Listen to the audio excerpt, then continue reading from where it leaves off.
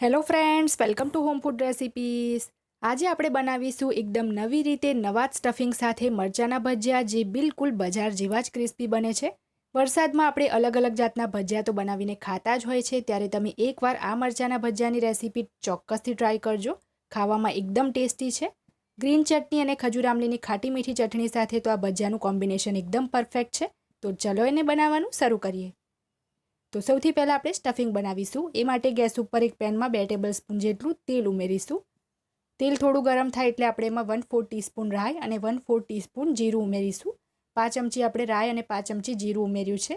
5 ચમચી આપણે હિંગ ઉમેરીશું. સાથે જ આપણે 5 થી 6 મીઠા લીમડાના પાન ઉમેરીશું. અને હવે આની અંદર આપણે એક મીડિયમ સાઇઝનો બારીક સમારેલો કાંદો ઉમેરીશું. આ કાંદાને આપણે લાલ નથી કરવાનો, બસ થોડો સોફ્ટ થાય ત્યાં સુધી જ કૂક કરવાનો છે. તો સાથે જ અમે 1 ટેબલસ્પૂન જેટલા વાટેલા આદુ, લસણ અને લીલા મરચાં ઉમેરીશું, જેથી એ પણ આપણા સાથે જ ચડી જાય. તો આની અંદર મેં 7 થી 8 લસણની કળી, 5 ટુકડો આદુનો અને 1 નંગ તીખું લીલું મરચું લઈને વાટી લીધું હતું. 2 મિનિટ પછી તમે જોઈ શકો છો આપણા કાંદા એકદમ સરસ સોફ્ટ થઈ ગયા છે. તો હવે આની અંદર આપણે એક મીડિયમ સાઇઝનું બારીક કાપેલું ટામેટું એડ કરીશું અને બરાબર મિક્સ કરીને ટામેટાને પણ આપણે થોડું સોફ્ટ થાય ત્યાં સુધી ચડવા દઈએ. 2-3 મિનિટ પછી આપણા ટામેટા પણ તમે જોઈ શકો છો સરસ સોફ્ટ થઈ ગયા છે. તો હવે એમાં આપણે સૂકા મસાલા ઉમેરીએ, જેમાં 1 ચમચી આપણે તીખું લાલ મરચું ઉમેરીશું, 1 ચમચી જેટલું ધાણા જીરું પાવડર ઉમેરીશું, સાથે જ 1/4 ટીસ્પૂન એટલે કે 5 ચમચી હળદર ઉમેરીશું અને અડધી ચમચી જેટલો ગરમ મસાલો ઉમેરી દઈશું. હવે આ બધી જ વસ્તુને આપણે બરાબર મિક્સ કરીને 1 મિનિટ માટે કૂક કરી લઈશું, જેથી જે મસાલાની કચાશ હોય એ નીકળી જાય. અને ટામેટા અત્યારે ખૂબ જ મોંઘા છે, 180 રૂપિયા કિલો થઈ ગયા છે. તો જો તમારી પાસે ના હોય તો તમે એને સ્કીપ કરવા માંગો તો કરી શકો છો.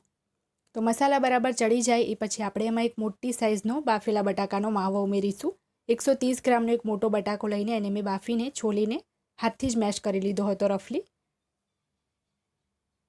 સ્વાદ મુજબ એની અંદર આપણે મીઠું ઉમેરી દઈએ અને બધી જ વસ્તુને આપણે બરાબર મિક્સ કરી લેવાનું છે. હવે આ સ્ટફિંગને આપણે વધારે કૂક કરવાની જરૂર નથી, બસ 2 મિનિટ માટે જ આપણે એને કૂક કરીશું. તો અહીંયા સ્ટફિંગને મેં 2 મિનિટ કૂક કરી લીધું છે. હવે આપણે છેલ્લે ગેસ બંધ કરીને એમાં 2 ટેબલસ્પૂન ઝીણા સમારેલા લીલા ધાણા ઉમેરીશું અને બરાબર મિક્સ કરીને આ સ્ટફિંગને હવે આપણે ઠંડુ થવા દઈશું. આ સ્ટફિંગ ઠંડુ થાય પછી આપણે એમાં બાકીની વસ્તુ ઉમેરીશું. તો જ્યાં સુધીમાં આપણું સ્ટફિંગ ઠંડુ થાય છે ત્યાં સુધીમાં એક નાના મિક્સર જારમાં આપણે 1/4 કપ જેટલું ખાટું મીઠું નમકીન ચવાણું એડ કરીશું. 2 ટેબલસ્પૂન જેટલા શેકેલા સિંગદાણા ઉમેરીશું. સિંગદાણાને પેનમાં ધીમા તાપે શેકીને મેં છોલીને લીધા છે. હવે આ બંનેને આપણે અધકચરું એવું પીસી લેવાનું છે. ધ્યાન રાખવાનું છે એનું એકદમ બારીક પાવડર નથી કરવાનો, થોડું આપણે આખું રહે એવું અધકચરું જેને રાખીશું. તો તમે જોઈ શકો છો થોડું આ રીતનું આખું મેં અધકચરું રાખ્યું છે. તો સ્ટફિંગ જ્યારે આપણું ટોટલી ઠંડુ થઈ જાય ત્યારે આપણે આની અંદર સ્ટફિંગમાં એડ કરી દેવાનું છે. આનાથી આ ભજીયા એકદમ વધારે ટેસ્ટી લાગે છે. એકવાર આ રીતે સ્ટફિંગ બનાવીને આ મરચાના ભજીયાની રેસીપી ચોક્કસથી ટ્રાય કરજો. તો સરસ આપણે એને મિક્સ કરી લેવાનું છે. તો અહીંયા આપણું મરચાના ભજીયાનું સ્ટફિંગ રેડી થઈ ગયું છે. હવે અહીંયા મેં 8 નંગ જેટલા લીલા મરચાં લીધા છે, જે થોડા ઓછા તીખા આવે એવા લીલા મરચાં લેવાના છે, જેને બરાબર ધોઈને લૂછીને વચ્ચેથી આપણે આ રીતે એક ચીરો કરી લઈશું અને એની અંદર જે પણ બિયા અને રેસા હોય એ આપણે કાઢી લેવાના છે. તો અહીંયા જે આ મરચું છે એમાં બિલકુલ પણ બિયા અને રેસા નથી આવ્યા. તમે જોઈ શકો છો એકદમ ખાલી જ છે. અમુક મરચાંમાં બિયા અને રેસા આવ્યા હતા, અમુક અંદરથી ખાલી જ આવ્યા હતા. તો જેની અંદર બિયા રેસા દેખાય આપણે કાઢી લેવાનું છે અને બધા જ મરચાં આપણે આ રીતે રેડી કરી લઈશું. તમે જોઈ શકો છો બધા જ મેં રેડી કરી લીધા છે. હવે આપણે જે સ્ટફિંગ રેડી કર્યું હતું એ આપણે મરચાંની અંદર ફિલ કરી લઈશું. સ્ટફિંગ એકદમ ટોટલી ઠંડુ થાય પછી જ આપણે મરચાંમાં ભરવાનું છે અને એકદમ સરસ દબાવીને આપણે સ્ટફિંગ ફિલ કરીશું, જેથી મરચાં બિલકુલ પણ ખાલી ના રહે. આ જે મરચાંના ભજીયા છે ઘણી અલગ અલગ રીતે આપણે બનાવીએ છીએ. તો એકવાર આ સ્ટફિંગ ફિલ કરીને તમે ચોક્કસથી આ ભજીયા બનાવજો, ઘરમાં બધાને ખૂબ જ પસંદ આવશે. તો આ જ રીતે આપણે બાકીના બધા જ મરચાંને ભરીને રેડી કરી લઈશું.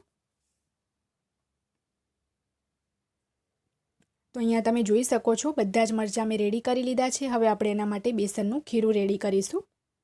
તો બેસનનું ખીરું બનાવવા માટે એક બાઉલમાં આપણે 1/4 કપ જેટલો ચાળેલો બેસન ઉમેરીશું. 200 ml ના મેઝરિંગ કપથી અહીંયા મેં બેસન ચાળીને લીધો છે. હવે આપણે પકોડા ક્રિસ્પી બને એ માટે એમાં 2 ટેબલસ્પૂન જેટલો ચોખાનો લોટ ઉમેરીશું. આજે ચોખાનો લોટ છે બિલકુલ પણ સ્કીપ ના કરવો. સ્વાદ મુજબ થોડું મીઠું ઉમેરી દઈએ અને અડધી 5 ચમચી જેટલી આપણે હળદર ઉમેરી દઈશું. હવે આપણે એમાં થોડું થોડું કરીને પાણી ઉમેરીશું અને મીડિયમ કન્સિસ્ટન્સીનું ખીરું બનાવીશું. આ જે ખીરું છે આપણે બિલકુલ પણ પતલું નથી કરી દેવાનું, નહીં તો મરચાં ઉપર જે ખીરું છે બરાબર કોટ નહીં થઈ શકે અને મરચાં તળતી વખતે દેખાવા લાગશે. તો થોડું આપણે ગાઢું જ ખીરું રાખીશું, કારણ કે જે મરચાંની ઉપરની સ્કિન છે એકદમ લીસી હોય છે, એકદમ સિલ્કી હોય છે. તો પતલું ખીરું રાખશું તો તરત જ એ સરકી જશે. એટલે જ્યારે પણ તમે ટામેટાં કે મરચાંના ભજીયા બનાવો તો ખીરું આ રીતે થોડું ગાઢું જ રાખવું. તો આ રીતની એની કન્સિસ્ટન્સી રાખવાની છે. ટોટલ 1 કપ એટલે કે 200 ml પાણી લીધું હતું, એમાંથી 1.5 ટેબલસ્પૂન જેટલું પાણી બચી ગયું છે. હવે આપણે એમાં 2 ચપટી જેટલો ખાવાનો સોડા એટલે કે બેકિંગ સોડા ઉમેરીશું અને બરાબર એને મિક્સ કરી લઈએ. ગેસ ઉપર તેલ પણ મેં પહેલેથી જ ગરમ કરવા મૂકી દીધું છે. તો એક એક કરીને ભજીયા જે છે આ ખીરુંમાં ડીપ કરીને આપણે તરત જ ફટાફટ તેલમાં એડ કરતું જવાનું છે. એક વખતમાં જેટલા આવી શકે એટલા ભજીયા આપણે તેલમાં એડ કરવાના છે. તો અહીંયા બસ 4 ભજીયા જ હું તેલમાં એક બેચમાં એડ કરું છું, કારણ કે બધા એકસાથે ફ્રાય નહીં થઈ શકે.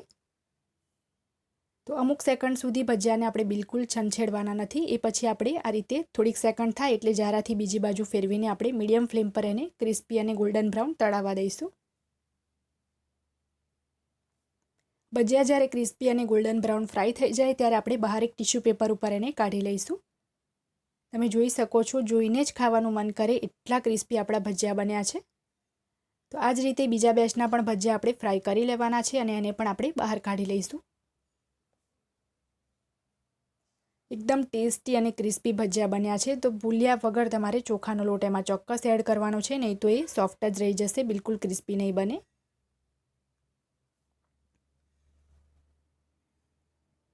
તો ફ્રેન્ડ્સ, અહીંયા એક ભજીયું હું તમને કટ કરીને પણ બતાવું છું કે અંદર આપણે જે સ્ટફિંગ ફિલ કર્યું હતું એ કેવું દેખાય છે. સ્ટફિંગ આપણે આ ભજીયામાં એકદમ સરસ દબાવીને ફિલ કર્યું હતું. તો તમે જોઈ શકો છો અંદરથી એકદમ પરફેક્ટ છે, બિલકુલ પણ ખાલી નથી. તો આ ભજીયાને અહીંયા ગ્રીન ચટણી અને ખજૂર આમલીની ખાટી મીઠી ચટણી સાથે મેં સર્વ કર્યું છે. જો તમને મારી આજની આ રેસીપી પસંદ આવે તો ચેનલને સબસ્ક્રાઇબ કરી બેલ આઇકન પ્રેસ કરવાનું બિલકુલ ના ભૂલતા, જેથી દરેક નવા વિડીયોની નોટિફિકેશન તરત તમને મળે.